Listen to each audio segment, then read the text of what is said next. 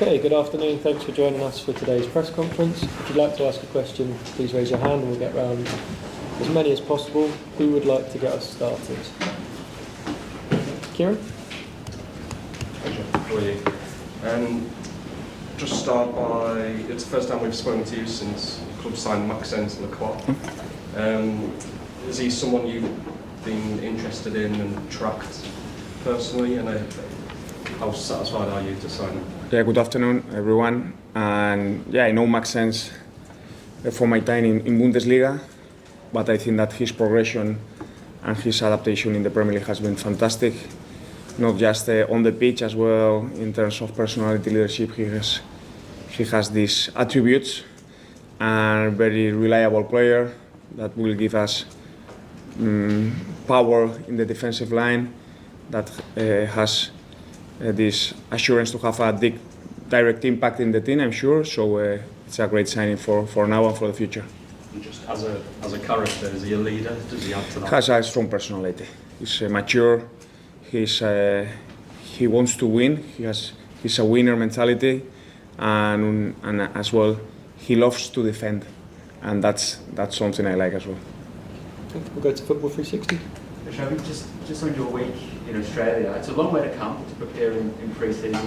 What's the sporting facilities been like, the experience? Have you got out of the trip what you wanted? Yeah, so far so good. I think that it's been a great experience to come here to Australia, a country with bigger sports apart from football, but football is as well popular. It has great support, and we have seen that from training session, from the game, and tomorrow we are expecting a good crowd. That it's getting more and more this energy that from the people, and the facilities are good.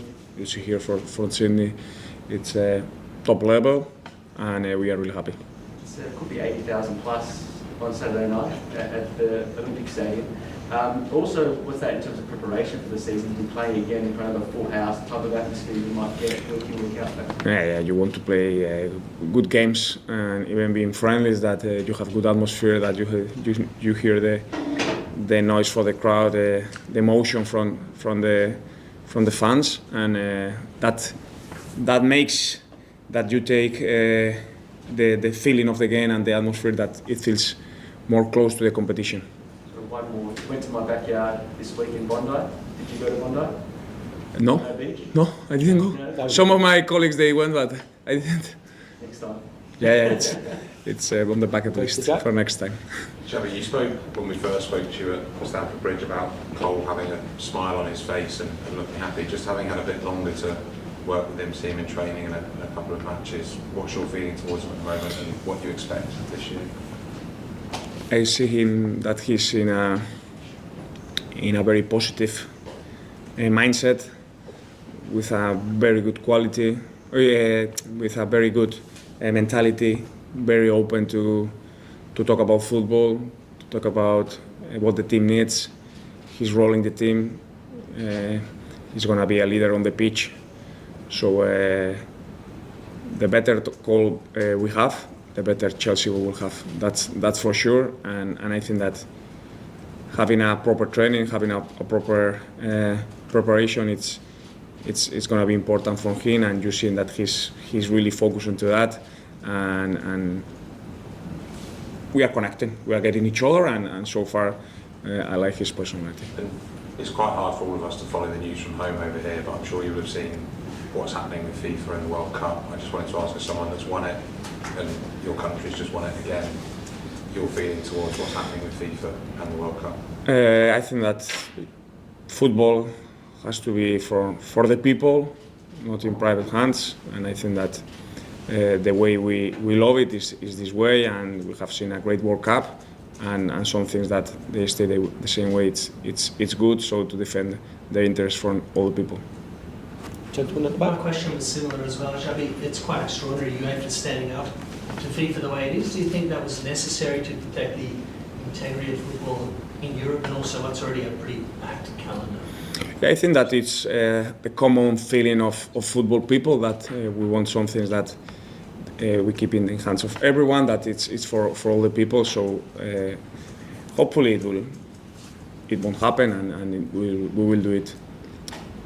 We will keep the game as attractive and as authentic as we like it, and that's why creates these emotions, these passions we've seen in the World Cup, but you see in the Champions League, you will see in the Premier League, in all the competitions, because it's for everyone. And the more we keep it, I know it's one part, but once you start with the 20s, you finish it with the 51s, and we don't want that. Go to Simon. How you doing? Just getting back to Cole, the other night I asked you about Joao Pedro and whether you detected that hunger because of what happened in the World Cup. Is Cole sort of similar? Have you detected that he feels he has a point to prove with his injury to play the season? My feeling is that he loves the game and he wants to enjoy it. So once he enjoys it, that's the way he shows it, he transmits it. So the proof is to enjoy his game and to show his best level. He has shown it, and for sure this year I see him with this desire and with this goal to have a great season. Nicholas Jackson has joined up with the squad today.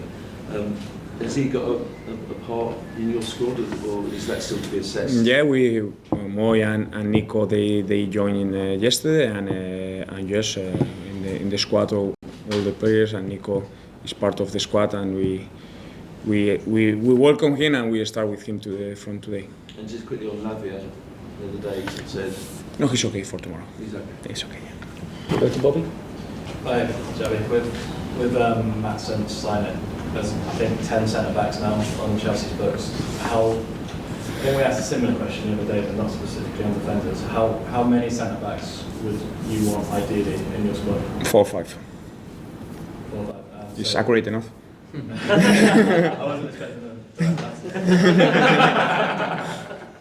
and I was going to ask a question about that. Peter. Hi, Xabi. Obviously, Moises has joined you today. You're providing the field yourself. What do you make of Moises and the chance to work with him, and how you see him? When I saw him yesterday, I've been missing my midfielders because I really admire. From outside, you see his quality, his heart, his mentality.